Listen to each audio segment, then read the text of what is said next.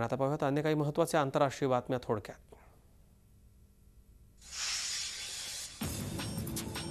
पाकिस्तानमध्ये अल्पसंख्याक शिया पंथाच्या हाजरा समाजाच्या चौघांना गोळ्या घालून ठार करण्यात आले। एका महिलेचाही समावेश आहे। हे चौघेजण कराचीकडे येत असताना मोटरसायकलवरून आलेल्या हल्लेखोरांनी त्यांच्यावर गोळीबार केला। ही अतिरेकी कारवाई असल्याचं अधिकाऱ्यांनी सांगितलं असलं तरी अद्याप कोणीही या हल्ल्याची जबाबदारी स्वीकारलेली नाही।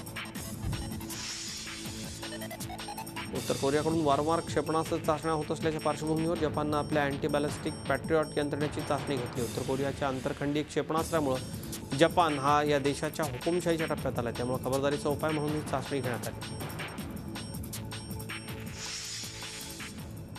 तैवानच्या संसदेत आज अभूतपूर्व गोंधळ पाहायला मिळाला। पायाभूत सुविधांबाबत बजेटवरून झालेल्या गदारोळात सदस्यांनी एकमेकांवर चक्क पाण्याचे फुगे फेकून मारले।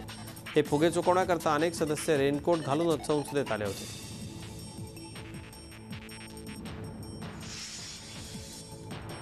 तर पोलंडमध्ये संसद भवनाच्या बाहेर निदर्शनं सुरू आहेत। देशाच्या न्याय प्रक्रियेत बदल करणारं विधेयक कनिष्ठ सभागृहात मंजूर करण्यात आलंय, त्याला देशभरातून विरोध सुरू आहे। त्यामुळे न्यायालयाचं सार्वभौमत्व संपुष्टात येईल असा विरोधकांचा आरोप आहे। त्यामुळे निदर्शकांनी संसद भवनासमोर ठिय्या दिला।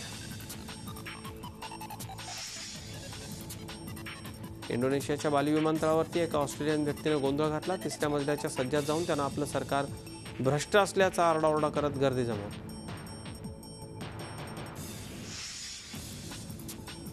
पूर्व युक्रेनमधल्या रशियावादी बंडखोरांनी नवं राष्ट्र स्थापन केल्याची घोषणा केली। अलेक्झांडर खाचाचेन्को यांनी या नव्या राष्ट्राचा नेता स्वतःला जाहीर केला। युक्रेनचे अध्यक्ष पेट्रो पोरोशेन्को यांनी मात्र ही बाब फेटाळून लावत अलेक्झांडर रशियाचं भावलं असल्याचा आरोप केला।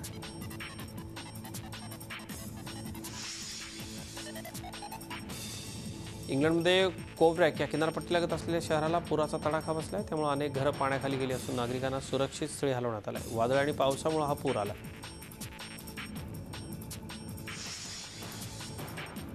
कोव्हरॅकमध्ये तटरक्षक दलाने एका व्यक्तीला हेलिकॉप्टरच्या सहाय्यानं वाचवल्याचा व्हिडिओ समोर आलाय।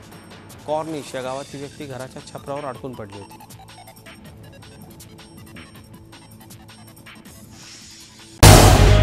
झी 24 तास रहा एक पाऊल पुढे।